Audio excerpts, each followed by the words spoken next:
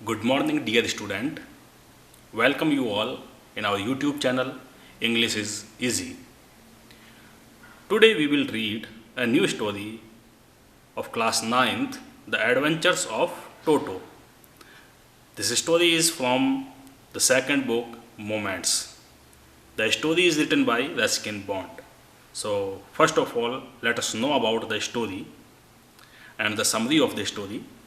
To make this lesson easy for you, I will tell you the whole summary in Hindi.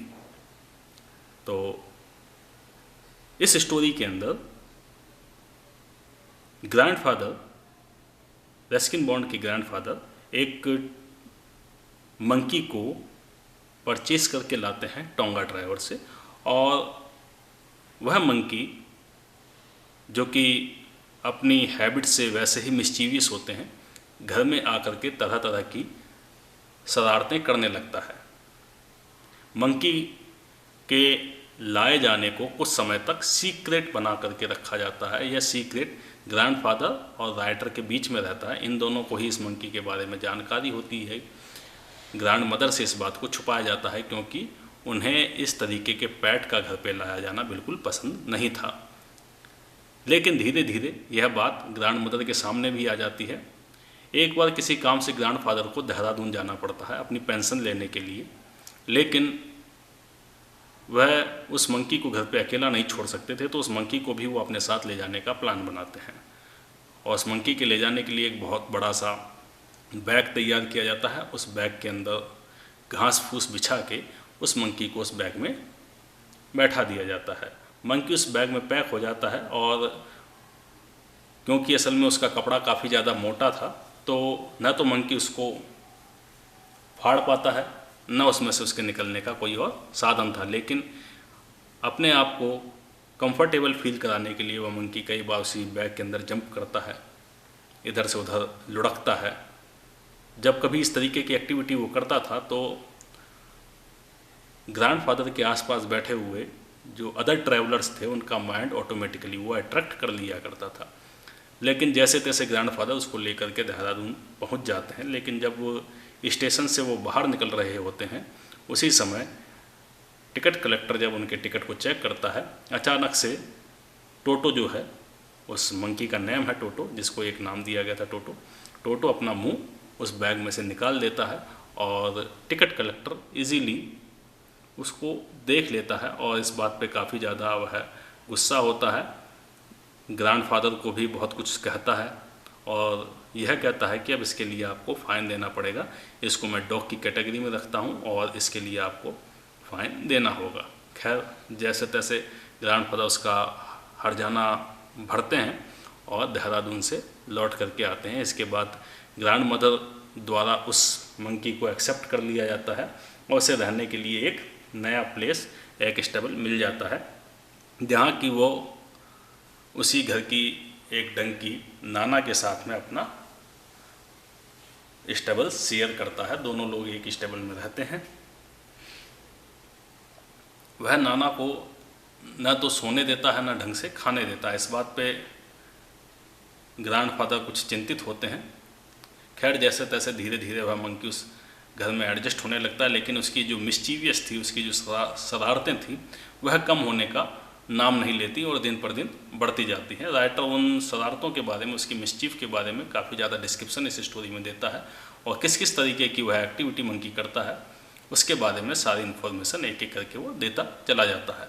उसी एक mischief के बारे में बताते हुए राइटर कहता है कि कई बार मंकी राइटर को बात करते समय ऑब्जर्व किया करता था कि राइटर किस तरीके से नहाता है, किस तरीके से बात लेता है.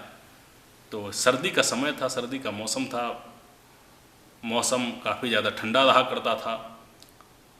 नहाने के लिए पानी को गर्म किया जाता था, बॉयल किया जाता था.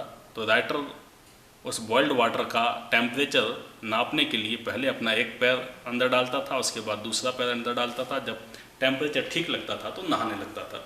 तो मंकी भी उसी टाइप की एक्टिविटी करता है. पहले अपना एक पैर बॉइल्ड वाटर में डालता है, जब उसे टेम्परेचर ठीक लगता है तो दूसरा पैर भी उसमें डाल देता है.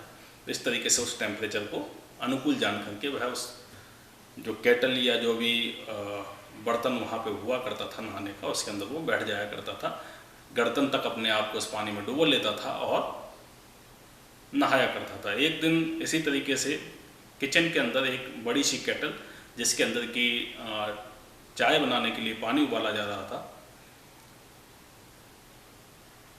टोटो अचानक से उस किचन में पहुंच जाता है, उस केटल को देखता है और देख करके उसका मन उस गर्म पानी से नहाने का होने लगता है। वह उस केटल के अंदर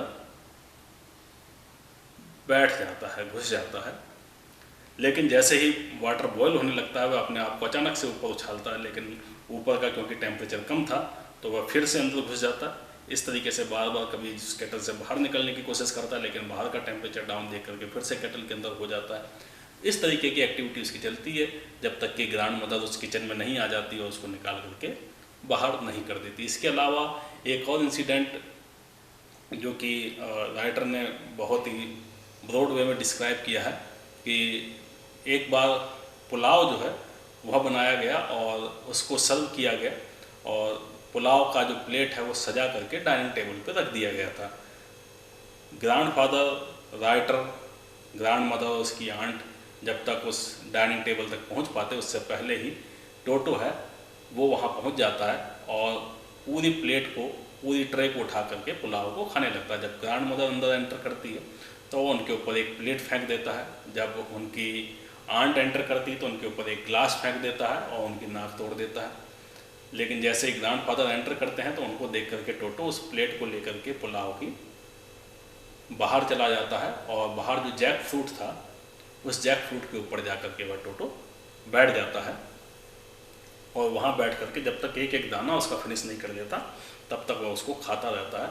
और फिर जैसे ही ग्रैंड मदर बाहर आती हैं जो कि उसके ऊपर चिल्लाई थी जब वह पुलाव की तस्तरी लेकर के भागा था, तो उनको चढ़ाने के लिए उस प्लेट को वह ऊपर से नीचे फेंक देता है और प्लेट कई सारे टुकड़ों में टूट जाती है। इस तरीके का नुकसान वो बार बार करता चला जाता है। तो उसके नुकसान से परेशान होकर के ग्रैंडफादर और सारे फैमिली मेम्बर्स यह डिसाइड करते हैं कि अब इस मिस्चीवियस मंकी को बर्दाश्त करना हमारे बस में नहीं है, तो अब हम इसे दोबारा से सेल कर देंगे, इसको वापस से उसी टोंगा ड्राइवर को फिर से सेल कर देंगे। टोंगा ड्राइवर को फिर से ढूंढा जाता है और इसे ओनली 3 रुपीज़ में वापस उसी टोंगा ड्राइवर को ग्रैंडफादर उस टोटो को सेल कर देते हैं, उस मंकी को सेल कर देते हैं। तो ये एक छोटी सी स्टोरी थी जिसके बारे में हमने भी जाना।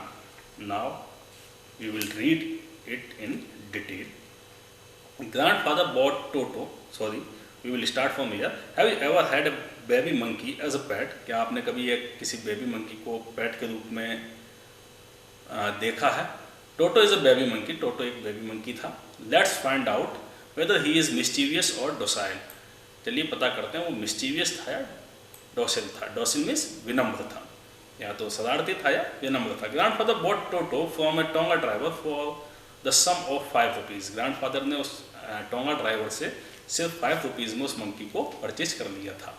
The tonga driver used to keep the little red monkey tied to a feeding trough and the monkey looked so out of the place there that grandfather decided he would add the little fellow to his private zoo. और क्यों purchase किया था? What is the reason behind it that the grandfather purchased this little monkey to the Tonga driver? Because the Tonga driver used to keep the little red monkey tied to a feeding trough. क्योंकि tonga driver ने उस छोटे से red colour के monkey को बांध के रख रखा था। किससे बांध के रख रखा था? फीडिंग ट्रॉ के पास में। फीडिंग ट्रॉ मीन्स जो खाना खाने का जो जानवरों का ट्रॉ होता है, नाद होती है जिसके अंदर उनके लिए चारा और दूसरे आइटम डाल दिए जाते हैं। एक बहुत बड़ा सा बर्तन आप कह लीजिए, उस बर्तन के पास से उस मंकी को बांध के रख रखा था। And the monkey looked so out of the place there, और मंकी वहाँ पे बड़ा ही अजीब सा लग रहा था।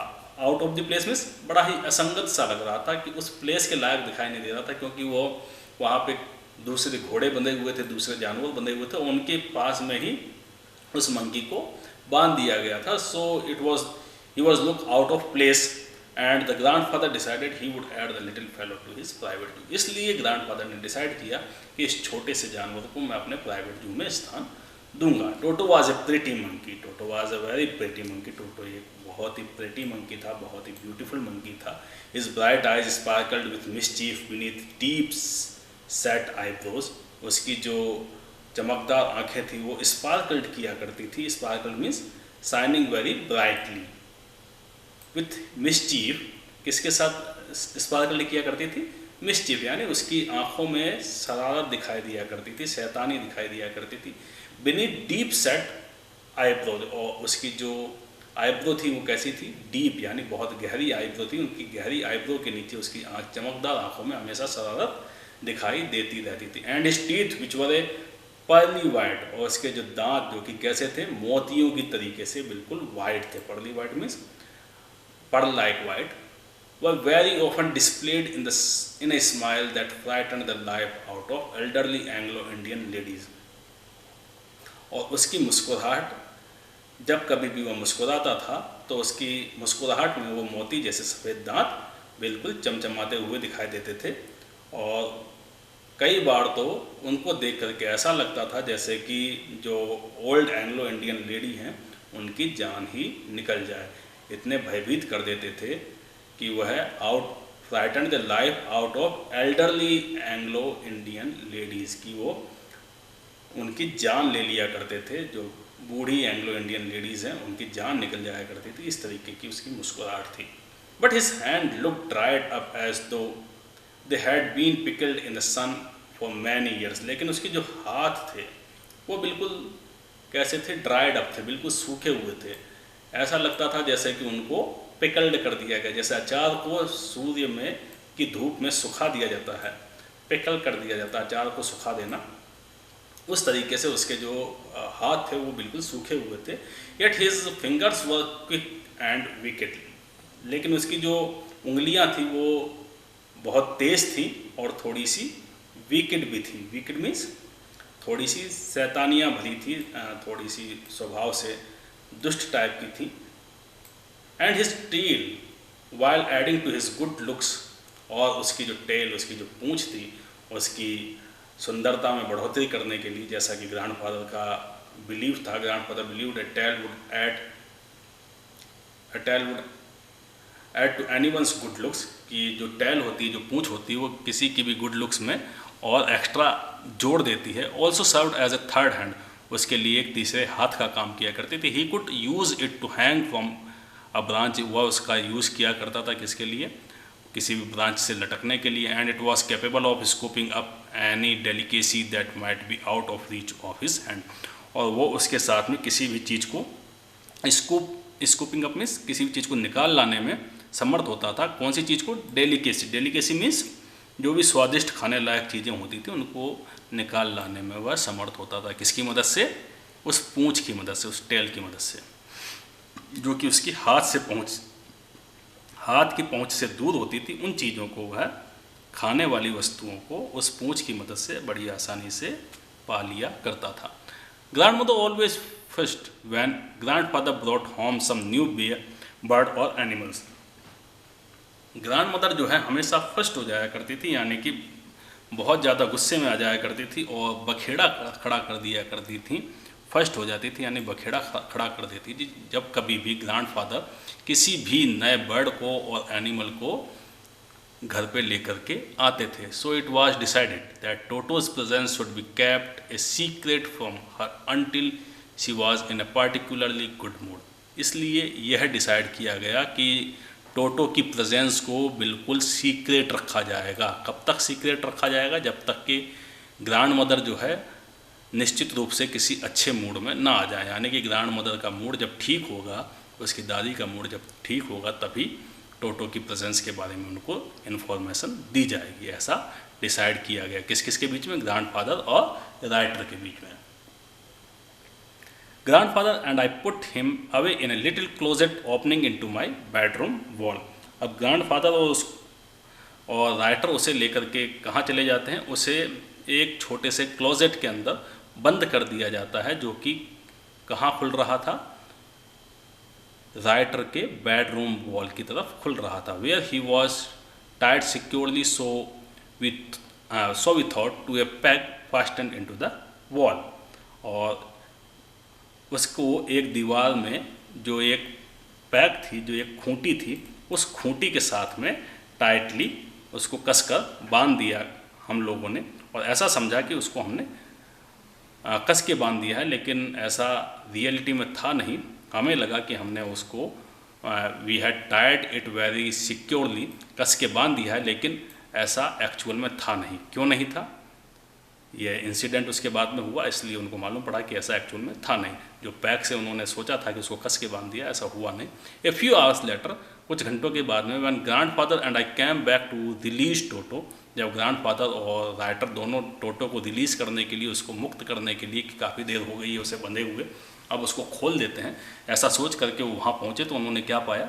We found that the walls which had been covered with some ornamental papers chosen by grandfather now stood out as naked brick and plaster. तो हमने पाया कि दादा जो हमारे ग्रैंडफादर थे, उनके द्वारा कुछ सजावटी कागज़ों से ढकी हुई दीवार अब खुली हुई ईंट व प्लास्टर के रूप में थी, यानी कि उसका प्लास्टर भी उखड़ चुका था और ईंटें दिखाई देने लगी थी। उस खूंटी को उखाड़ दिया गया था, और जिस मंकी को हमने उस पैक से बांधा था, उस खूंटे से बांधा था, वो मंकी वहाँ नहीं था। The peg in the wall had been wrenched from its socket, जो पैक, जो खूंटी जो थी, जिसको कि हमने वहाँ पे जिससे बांधा था, उसको उखाड़ दिया गया था उसके सॉकेट के साथ में।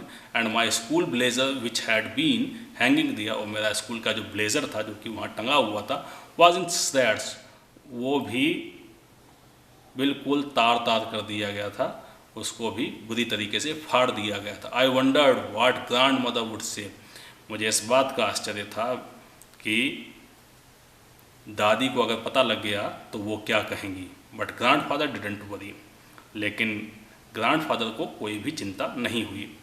ही सीम्ड प्लीज्ड विथ टोटोस परफॉर्मेंस, वो टोटो के परफॉर्मेंस पे, उसके जो उसका परफॉर्मेंस था, उसका जो प्रदर्शन था, उस प्रदर्शन पे ग्रैंडफादर काफ़ी ज़्यादा प्लीज थे। प्लीज मीन्स काफ़ी ज़्यादा खुश थे।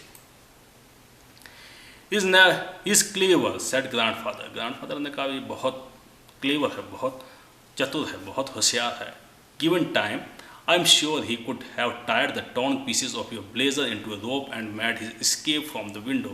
अगर इसको टाइम मिलता, अगर इसको समय मिलता, तो इस बात पे मैं बिल्कुल श्योर हूँ, इस बात पे मैं बिल्कुल निश्चिंत हूँ कि वह इस ब्लेज़र के फटे हुए टुकड़ों की एक रस्सी बनाता और उस रस्सी से वह इस विंडो से निकल करके बाहर भाग जाता, एस्केप कर जाता, यानी निकल भागता। कहाँ से? उस विंडो में से निकल के भाग जाता। His presence in the house still a secret, उसकी हाउस में प्रेजेंस अभी तक एक सीक्रेट बनी हुई थी, यानी कि उसकी प्रेजेंस के बारे में अभी तक दादी को, ग्रैंड मदर को बिल्कुल इन्फॉर्मेशन नहीं थी। Toto was now transferred to a big cage in the servants quarters where a number of grandmother's pets lived very grandfather's pets lived very sociably together. अब टोटो को उस closet में से transfer करके कहाँ ले आया गया? ही ट्रांसफर्ड इनटू ए बिग कैज, एक बहुत बड़े से बिग कैज में उसको ट्रांसफ़र कर दिया गया, जहाँ की ग्रैंडफादर के जो दूसरे पैट एनिमल्स थे वो बड़े ही सामाजिक ढंग से एक साथ रहा करते थे। और वो बिग कैज कहाँ था? सर्वेंट क्वार्टर्स में था। और वहाँ कौन कौन से उनके ग्रैंडफादर के पेट्स रहा करते थे? एक टॉर्टोइज रहा करता था, a pair of rabbits, rabbits का एक पेयर था, उसके अलावा ए टैम ऑफ स्क्विरल, एक स्क्विरल का time, time means just like a PAT animal, PAT animal की तरह ही जो होती है पालतू जानवर जिसको कहेंगे, पालतू स्क्विरल थी। For a while my pet goat, उसके अलावा उसकी पैट गोट भी थी और उसकी पालतू बकरी भी थी।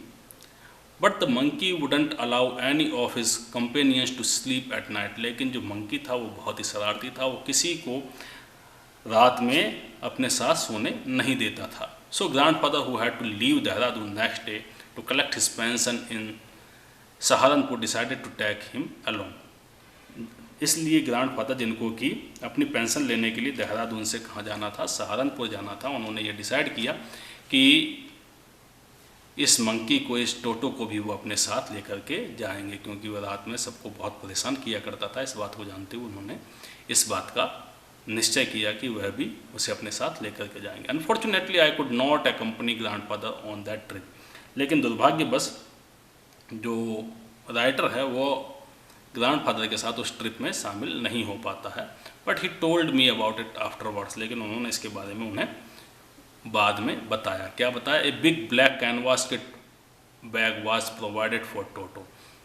टोटो के लिए एक बहुत बड़ा सा कैनवास किट तैयार किया गया। This was some straw at the bottom, उसके अंदर कुछ सूखी घास डाल दी गई उसके बॉटम में। बिकेम हिज न्यू एबोर्ड, और वह उसका एक नया एबोर्ड, एबोर्ड मीन्स उसका नया आश्रय स्थल बन गया, उसका नया रहने का इलाका बन गया।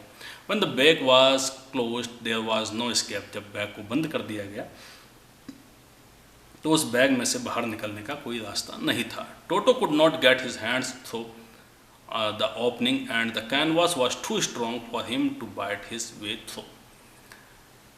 टोटो उसको अपने हाथों से खोल नहीं सकता था और दांतों से उसे वह काट नहीं सकता था, क्योंकि वह कैनवास इतना ज़्यादा मजबूत था कि उसको फाड़ करके उसमें से बाहर निकलना टोटो के लिए बहुत मुश्किल कार्य था। His efforts to get out only had the effect of making the bag roll about on the floor or occasionally jump into the air, an exhibition that attracted a curious crowds of onlookers on the Dehradun railway platform।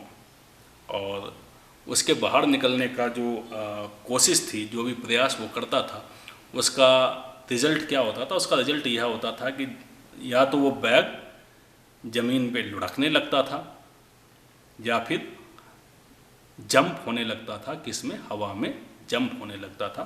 और उसकी वजह से ये एक तरीके का exhibition हो गया था, ये एक तरीके की प्रदर्शनी हो गई थी, जिसको कि वहाँ जितने भी भीड़ थी जो कि प्लेटफार्म पर इकट्ठी थी, वो उसको बड़े ही कौतूहल से, बड़े ही ध्यान से देख रही थी और काफ़ी सारे लोग उस चीज़ से अट्रैक्ट हो रहे थे, आकर्षित हो रहे थे कि ये किस तरीके की एक्टिविटी इस बैग में हो रही है।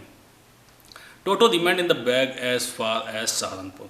टोटो जब तक सहारनपुर नहीं आया तब तक वह बैग के अंदर ही रहा। But while grandfather was producing his ticket at the railway turnstile means जो बाहर निकलने का जो चक्र द्वार होता है उसे ट्रांसटाइल कहते हैं। लेकिन जब ग्रैंडफादर अपना टिकट प्रोड्यूस करने के लिए रेलवे ट्रांसटाइल पर पहुँचे, उस चक्र द्वार पर पहुँचे, Toto suddenly poked his head out of the bag and gave the ticket collector a wide green.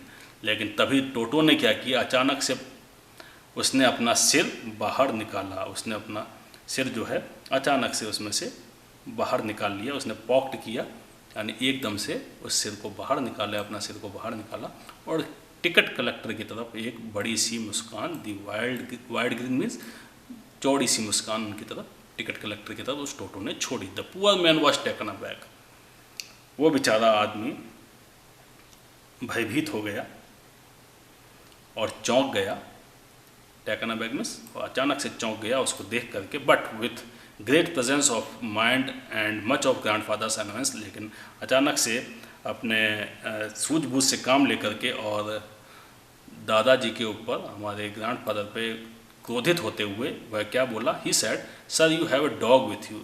आपके साथ श्रीमान एक डॉग है, and you will have to pay for it accordingly. और इसके लिए आपको हट जाना, इसका किराया देना होगा। In vain did grandfather take Toto out of the dog bag. और यह सब बेकार था कि ग्रैंडफादर उस टोटो को बैग में से निकालते। In vain did he try to prove that a monkey did not qualify as a dog. और यह भी बिल्कुल बेकार था कि वह इस बात के ऊपर बहस करते कि यह मंकी है ना कि डॉग। और इवन एज ए क्वाड्रप्ट। और इसके अलावा भी यह क्वाड्रप्ट जैसे कि चौपाया, 4 पैरों वाला जानवर है, इस बात के ऊपर बहस करना और ये सब सिद्ध करना, ये सब बेकार था। Toto was classified as a dog by the ticket collector, क्योंकि टिकट कलेक्टर के द्वारा टोटो को एक डॉग के रूप में क्लासीफाई किया गया और उसका हट जाना, उसका जो जुर्माना है वो कितना वसूल किया गया। And 3 rupees was the sum handed over as his fare. और 3 रुपये जो है उसके किराए के रूप में ग्रैंडफादर को, टिकट कलेक्टर को देने पड़े। The grandfather just to get his own bag took from his pocket a pet tortoise and said। तभी अचानक से ग्रैंडफादर ने अपनी पॉकेट में से हमारे पेट टॉर्टोइज को निकाला और बोले, व्हाट मस्ट आई पे for this since you charge for all animals. अब आप ये बताइए कि मुझे इसका क्या किराया देना होगा, क्योंकि आप तो सारे एनिमल्स का किराया लेते हैं। The ticket collector looked closely at the tortoise. Ticket collector ने टॉर्टोइज को बहुत ही नज़दीक से देखा, sorry, prodded it with his 4 fingers. उसके बाद में उसे अपनी 4 फिंगर से प्रोडेड में छू करके देखा। Gave grandfather a pleased and triumphant look and said, "No charge, it is not a dog." और फिर ग्रैंडफादर की तरफ मुस्कुराया, खुश होकर के, ट्रम्पेंट मीन्स विजयी स्वर में, बड़े ही विजयी स्वर और विजेता के स्वर में बोला कि इसका कोई चार्ज नहीं लगेगा क्योंकि यह एक डॉग नहीं है, it is not a dog. When Toto was finally accepted by grandmother, he was given a comfortable home in the stable. जब टोटो को ग्रैंडमदर द्वारा फाइनली एक्सेप्ट कर लिया गया तो उसको होम में, एक स्टेबल में उसको उसका स्थान दिया गया। Where he had for a companion the family donkey नाना, जहाँ उसका साथी, हमारा फैमिली डंकी नाना उसकी साथी बनी। On Toto's first night in the stable, grandfather paid him a visit to see if he was comfortable. क्योंकि स्टेबल में उसकी पहली नाइट थी तो ग्रैंडफादर यह देखने के लिए कि टोटो वहाँ कंफर्टेबल फील कर रहा है या नहीं, उन्होंने, ग्रैंडफादर ने उस स्टेबल की विजिट की। To his surprise he found Nana without apparent cause. उनको यह देख करके बड़ा ही सरप्राइज हुआ, बड़ा ही आश्चर्य हुआ कि जो नाना है बिना किसी अपरेंट कॉज के, बिना किसी स्पष्ट कारण के, pulling her at her halter and trying to keep her head as far as possible from a bundle of hay. क्या कर रहा था वो? जो नाना था अपने गले के पट्टे को बार बार खींच रही थी और सिर को भूसे के एक बंडल से दूर रखने की कोशिश कर रही थी। वो अपने जो उसका गले में जो पट्टा बंधा हुआ था उसके पट्टे को ऐसा लग रहा था जैसे कि एक साइड में खींच रही है। Helter means this is a type of A belt, type of A neck belt. Neck belt को हम हेल्टर कहेंगे, जो कि गर्दन पे बांधने का जो पट्टा होता है उसको हेल्टर कहा जाता है। और अपने सिर को उस हे के बंडल से दूर करने की कोशिश कर रही थी। ऐसी एक्टिविटी करते हुए ग्रैंडफादर ने उस नाना को देखा। ग्रैंडफादर गिव नाना ए स्लैप अक्रॉस हंचेस। ग्रैंडफादर ने नाना को एक स्लैप दिया, उसके हंचेस पे, उसके पुट्ठों पे जाकर के खींच के थप्पड़ सा मारा। एंड सी जर्क्ड बैक, और वह एकदम से पीछे की तरफ हटी। ड्रैगिंग टोटो विथ हर, साथ में उसने किसको घसीटा? ड्रैगिंग मीन्स घसीटा। किसको घसीटा? टोटो को उसने अपने साथ में घसीटा।